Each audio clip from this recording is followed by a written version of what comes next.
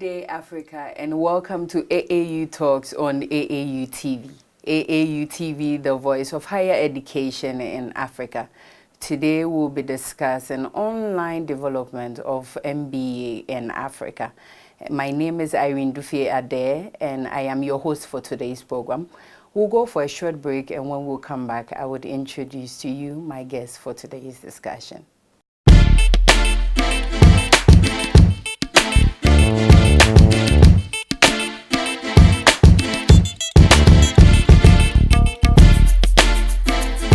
Are you an institution or individual? Do you intend to organize a memorable event to be archived for future reference? Then look no further than AAU Studios, because it's your best bet.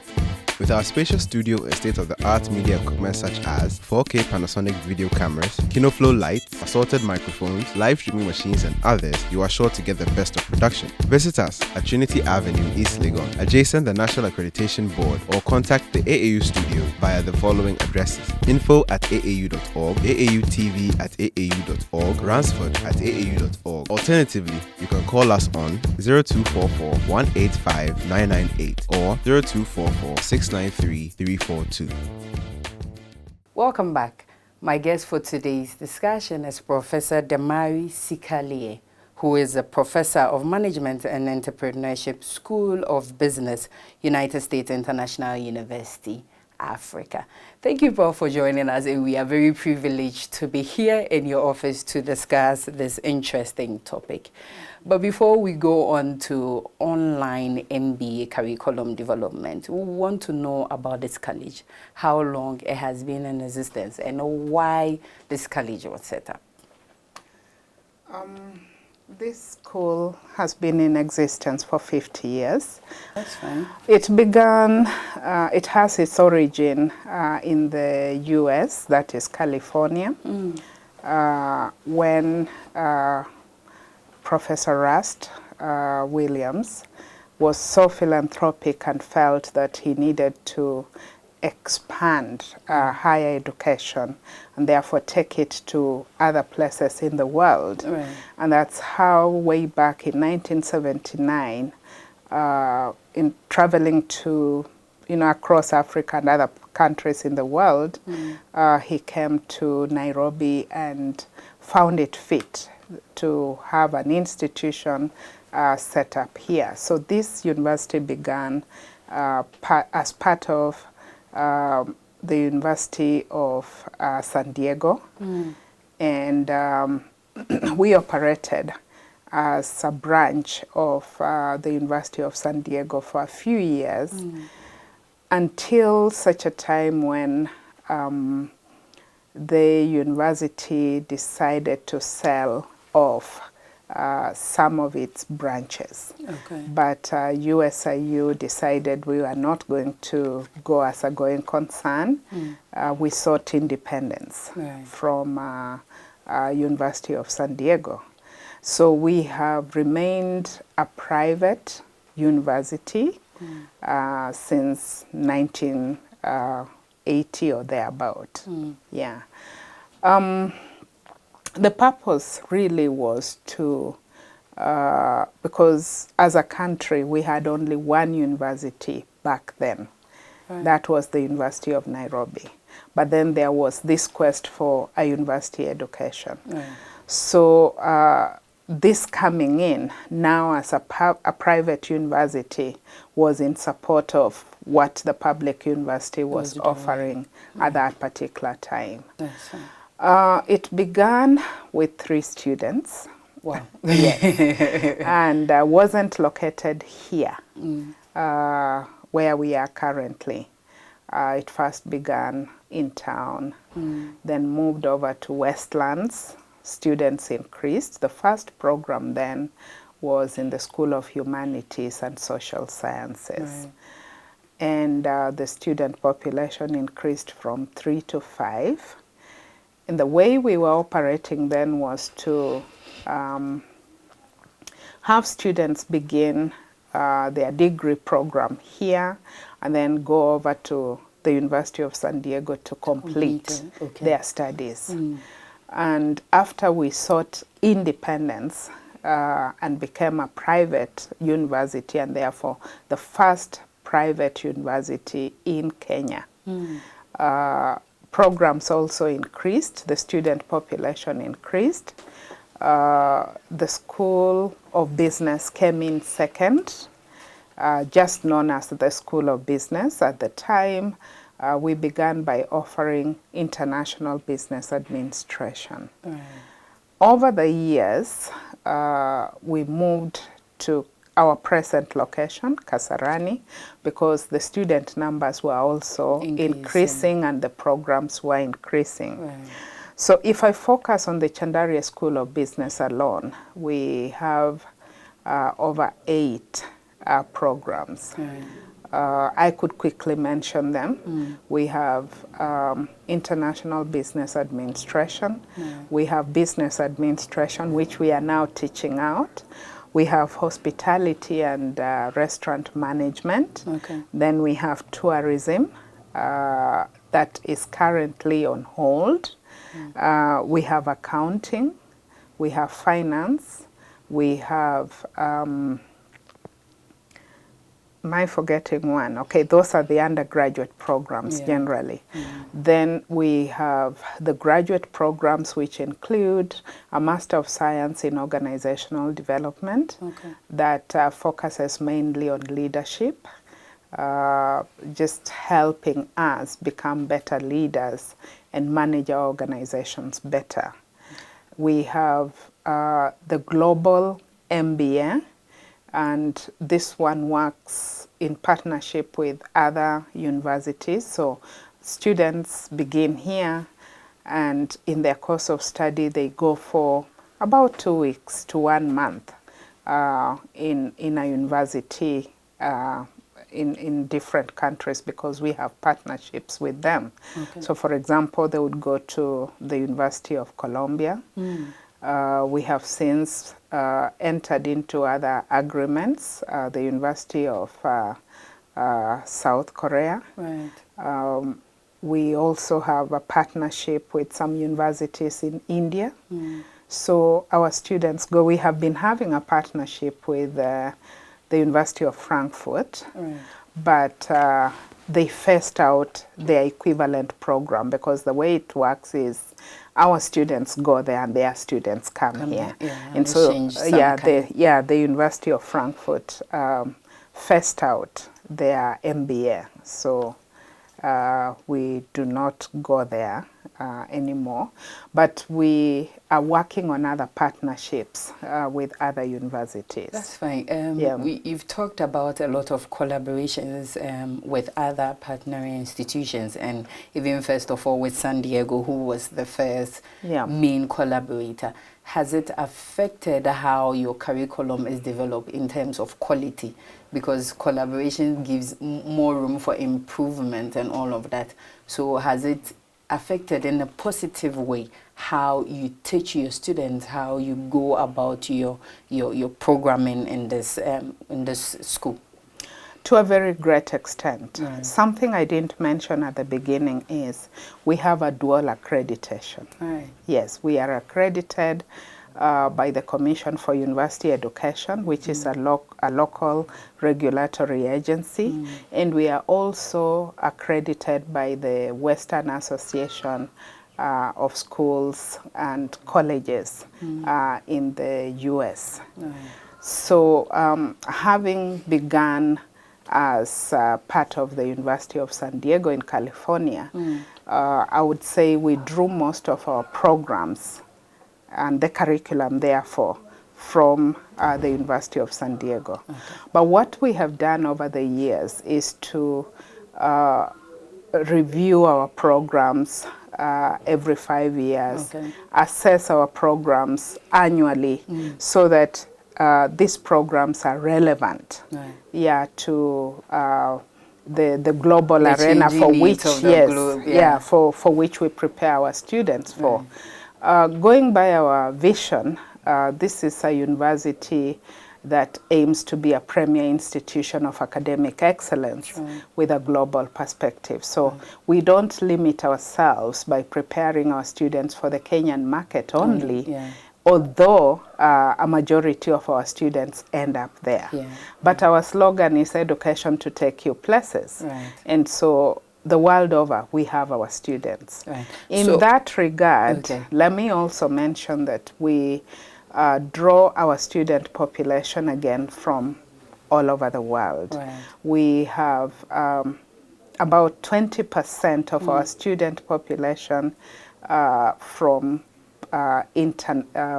say from the global arena. A majority, students. yes, international students. A majority of our students come from Africa. So it's not just Kenya only. Right. But we get students from the US, from Japan, and we have exchange programs as well with different countries. Yeah. So MBA is quite interesting, and we know a lot of people subscribe to these programs and courses. But what is the student dynamics in terms of gender? Are women interested in doing MBA courses, or is still a male-dominated program? MBA, let me also mention that we were the first university to introduce MBA in this part of the world. Right. So every other university that is now offering an MBA has only learnt it from us. Okay? To your question as to whether it is still a male-dominated program, I would say no. Okay. What we're beginning to notice, in fact, right from the onset, we have had slightly more female students than male students. That's interesting. Yes, yeah. So in a changing world where we want a lot of people to enroll in school, what are some of the modes of delivery? Do you do only the traditional, or you have the online systems too, where you teach students through the virtual reality, or still only for classroom, as in the traditional method of teaching? USIUA has been quite unique because we have used what we call a blended approach. Right. One, in our delivery, we have Blackboard. Before then, we had WebCity. And then we moved to Blackboard, which we thought was much bigger a platform and would accommodate much more. Although it has been mainly face-to-face, we do leverage on technology because we also have Blue Jeans. So some of us can deliver our courses through Blue Jeans from the comfort of our homes. But we made a deliberate move to go in and have a pure online program, because what you find in this country is what we call long distance learning. Yeah, but we made the effort to go purely online, hence developing the MBA program. This is going to be a purely online program, no blended approach to it. So the delivery mode is online. Yes. Okay. But in the other courses, we have a blended approach. There's face-to-face, and then through Blackboard, we also use Blue Jeans to deliver some of our courses. Okay. Yeah. So we'll go for a short break, and when we come back, we will continue with our interesting discussion at the Office of the Professor of Management and Entrepreneurship, School of Business, United States International University, Africa, here in Kenya. Do stay tuned.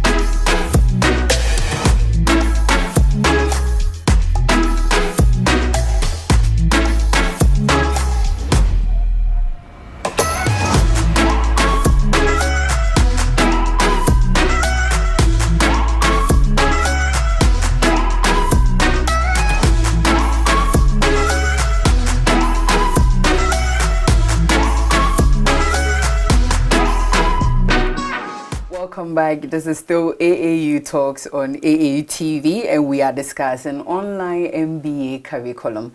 Before we went for the break, we were talking about the importance of going online for this program in this school. So, Madam, we were talking about going online, but before we talked extensively on that, we want to talk about curriculum development of this program. How important is this to sit down and then extensively develop this program for the online? Because mostly when we talk about online programs, we talk as it's not serious. We talk as being relaxed, not as in how the traditional schooling is. So how important is curriculum development for online MBA? Thank you. I will tell you that here at USIUM, we have a very rigorous process of curriculum development. Right. We actually have a curriculum developer housed within the quality quality assurance office. How do we go about it? Speaking generally, first and foremost, we conduct what we call a needs assessment or a needs analysis. Right. We want to find out, these are our thoughts, and how do our thoughts as a university fit with the world outside of here. So the needs analysis will include our current students, employers, our alumni, the faculty, the regulatory agency representatives, people from the ministry. Let me just put it as stakeholders, all stakeholders in the arena or in the field of education, particularly higher education, are involved. So based on the findings, we sit down and put the results together in terms of what direction should this program therefore take. Right. Yeah. And sometimes we also get demand from the employers, for instance, who might want a particular skill set. Right. And even when that happens, we still go back to the stakeholders to find out, is there a need for this kind of skill set? And we do that bearing in mind the high unemployment rate, of the young people in, not just in Kenya, but this is a global issue. Right. So we want to make our programs as relevant as possible. The online MBA is not something we just dreamt of one night and came up one morning to do it. Right. It is something we have given great thought to, let me say, over the past 10 or so years. So we didn't start the process just yesterday. When we first began, we had to ask ourselves a number of questions. Right. What about the infrastructure, for instance? Do we have the capacity? That is what made us move from WebCT, which is an educational platform, to Blackboard. We then needed to prepare ourselves as faculty to become conversant with Blackboard and what facilities it has and how those facilities will support our learning. Right. Yeah. And with that, we realized we needed to do even more in terms of now preparing the faculty. So as faculty, we have gone through a series of training sessions. We have had an online session by an expert from a university in South Africa. We have also had training from a Carnegie fellow. Right. Professor Kwasi has been here. He was here at the beginning of this year and stayed with us for 2.5 months, just taking us through the process. Again, drawing from his own expertise, because from his university, he does deliver through online. So even when he was here, he was still able to take care of his classes. Exactly. Yeah. Then the university made a deliberate effort to employ a person responsible for e-learning, because what we envisioning as a university is to leverage on technology as a teaching and learning space. Right. We realize that not any other university in this part of the world has captured that. And yes, there are all these perceptions and views out there. Some employers would say they wouldn't employ someone who has gone through an online program. Other people would say they have not been well trained just by the fact that they missed that face-to-face interaction, not only with the professor, but also with their fellow students. A lot of us believe that's where the learning happens. But what we are realizing is there's such a high demand for university education. Right. And a lot of the people are disadvantaged because they are in full-time employment or they have families, and to relocate to go to a university of their choice is a major challenge. So our survey did give us those kinds of results, that there are all these very busy executives. In fact, on realizing the need that the busy executives had, we started the global MBA program, which is more of a sandwich program. They come in for 2 weeks, and within 2 weeks they have completed 3 courses. Okay. And the classes run from very early in the morning to late in the evening. So to also bridge the gap, because that still was leaving a majority of the interested potential students out. That's how the idea of the online MBA came about. There is the notion that the online programs are cheap. Okay? And for us at USIU, we believe in quality. I was even about asking about the cost. Because looking at it from a point where you need other equipment, you need other facilities. Is it expensive to run an online MBA course? I would say every program offered at the university is expensive. Yes. Regardless of the mode of delivery, it is expensive, because even when we look at the face-to-face, you will have to pay the professor salary. You have to give them an office like this one. You have to give them facilities like this. Our classrooms are fitted with the ICT facilities that we use. You must provide a library that is equipped with the books and so on. So there is that cost as well. And so the notion that an online program would be therefore cheaper is in itself a lie. Because we still have to improve on our ICT infrastructure, which we are doing and are having to invest.